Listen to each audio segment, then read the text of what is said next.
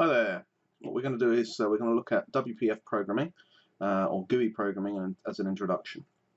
And the first thing I'm going to do is I'm going to create a new project and I'll make sure that this project is a WPF application. So make sure you select WPF application there. Give it a name.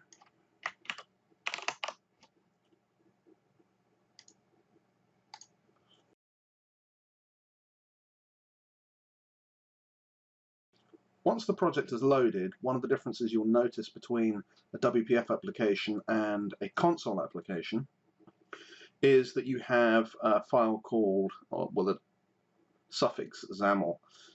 So you have a main window.xaml, and if you open that up, you've got the main window.xaml.cs. This is sometimes referred to as code behind. So what XAML is a way of creating your user interface using the graphical designer and laying out kind of in the same way that you would perhaps with an HTML page, but it's a different markup language. So if we come back to the main window XAML, you can see a representation of the window here, and in this section below you can see the actual code to generate these. Now, just like HTML, what we need to remember is that if you open tags, you have to close them again. If you open a tag, you put things inside that object, then they exist within that container. What I'm going to show you today, or in this session very briefly, is the toolbox, because the toolbox contains the controls that you want to use. So I'm going to open up, you've got two main containers, the all WPF controls and the common WPF controls. The common has just a few of them in there that you use quite regularly, whereas if it's not in there, it will be contained within the all WPF controls box. What we're going to do is we're going to place a button on this page. It's going to be a very simple application. We're going to have a button. So as you can see, we've got a button here. If you left click, hold, drag and drop, it will place the button on your page. I can then click on this and move it around graphically to place it where I want.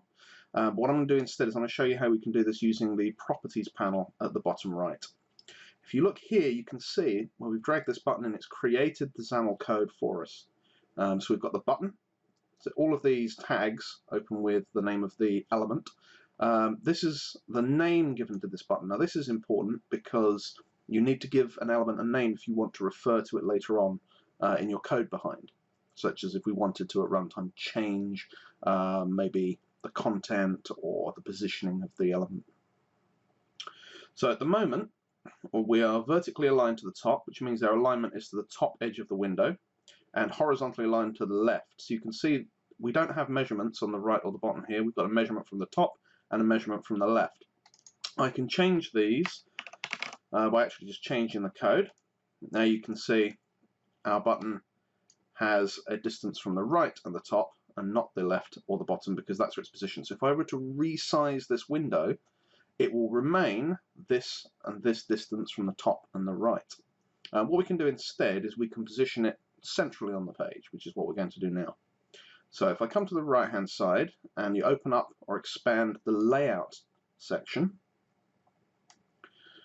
we have horizontal alignment and vertical alignment. You saw me manually change them here, but you can use these buttons to simply click. So I'm going to center and center it. Now you notice it changes center and center here.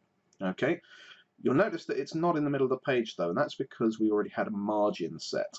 Now these are about these distances from top and left and so on. What you can do is you can go in and you can change these to be empty, or you can do that over here in these margin tabs. So it shows you this is the margin to the left. If you hover on them, it should give you the tooltip. To the right, margin from the top and margin from the bottom. You can use these to very accurately place your elements on the page. But so far, we've got a button. We've aligned it to the center with no margin, so it's exactly in the center.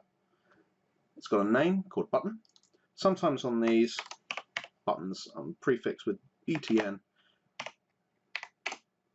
and give it a name such as button 1. Okay, let's build this program. So F5 to build. And this is our application. As you see, if I resize it, the button remains in the center of the page. Next session we're going to look at events.